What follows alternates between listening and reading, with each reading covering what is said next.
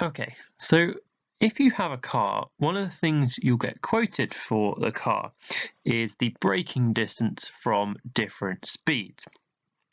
So first of all, in terms of the experiment we're going to do, we're only going to be interested in the braking distance, which is the red part, the distance traveled while the brakes are being applied. So that's what we're going to take a look at, and we're going to try and build a model linking speed to the braking distance. Okay, so where are we going to get started? So we're going to start building our model using the principle of conservation of energy, and that states that energy cannot be created or destroyed, it can only be transferred from one form to another. So that means if the total energy of an object changes, some work must have been done by another object. So when a car is braking, if its height's not changing and its shape's not changing or anything like that, we can say the work done must be equal to the change in kinetic energy. So that's our starting point. So what we're going to do is we're going to assume a braking force is roughly constant, so we can substitute in work done is force times distance. And in place of changing kinetic energy, we'll actually put the equation for changing kinetic energy. And if it's braking, we're going to assume its final velocity is going to be 0, so we can get rid of v squared, and we get left with this expression. So in order to build a model linking distance and speed, I'm going to take force over to the other side. So I'm going to divide both sides by the force. And I'm going to sort of maneuver the terms slightly so we get into a form that's going to be useful. So we can see that d is equal to minus m over 2f all times by u squared. And this can be turned into a straight line graph, theoretically. So if we plot distance on the y-axis, we plot u squared on the x-axis. As long as mass and braking force remain constant, it should be a straight line passing through the origin, with the gradient equal to minus m over 2f. Okay, so that's our theory from conservation of energy as to a model linking braking distance and initial velocity. Okay. So the way we're going to carry out this experiment is we are going to vary the initial velocity of a car using the elastic band. We're going to use an interrupt card and a light gate as a way of measuring the initial speed. And we've got a little brake, that's the wooden peg that you can see on there, and we're going to activate it using the wooden peg it's going to run through. So the car's got its own brake. And once the brake's been applied, we'll measure the distance it takes to stop. So that's how we're going to collect our data. Okay, so here is our data. So a couple of things looking at the data. So previously in science, you'll have almost certainly learned that in a column in a table, you should have the same precision all the way down. And that's absolutely true if we're talking about measured values. However, our distance is a measured value, so that should have the same precision all the way down, and those values do. And they were measured using a meter ruler, so they're all measured to the nearest millimeter. That's all fine. The speeds, however, are calculated values. They're calculated from the length of the interrupt card and the time for the light gate. Now, the interrupt card length was 135 millimeters, so a 3 significant figure number. The light gate time is a much more. The light gate can give you many more significant figures.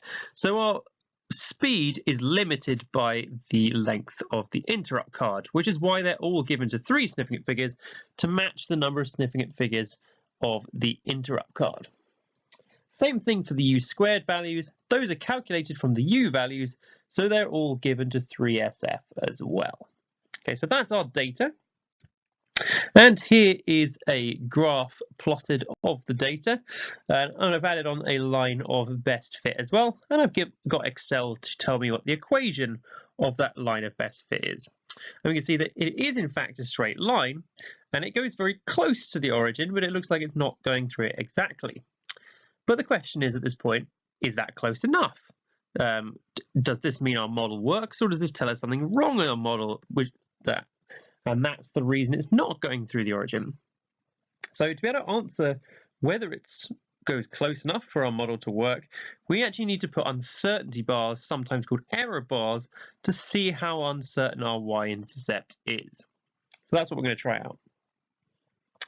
Okay, so the first stage in plotting uncertainty bars on your graph is to actually figure out what the uncertainties in the data are, so in the x and the y data.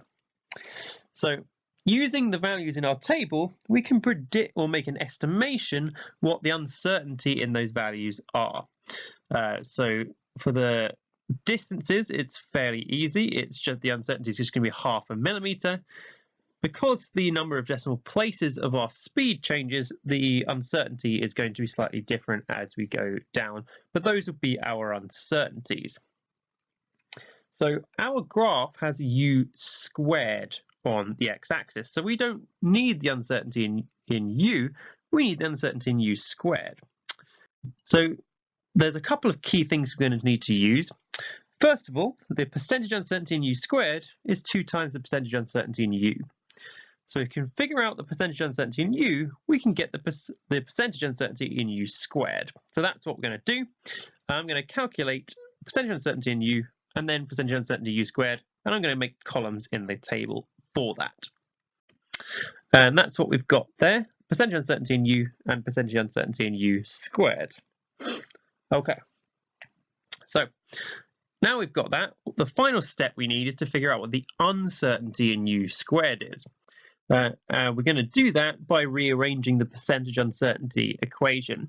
So we want the uncertainty, so we're going to take the u squared over to the side, take the 100% to the side, and we're going to put that calculated value in the last column of the table, giving the complete table that I collected for this experiment.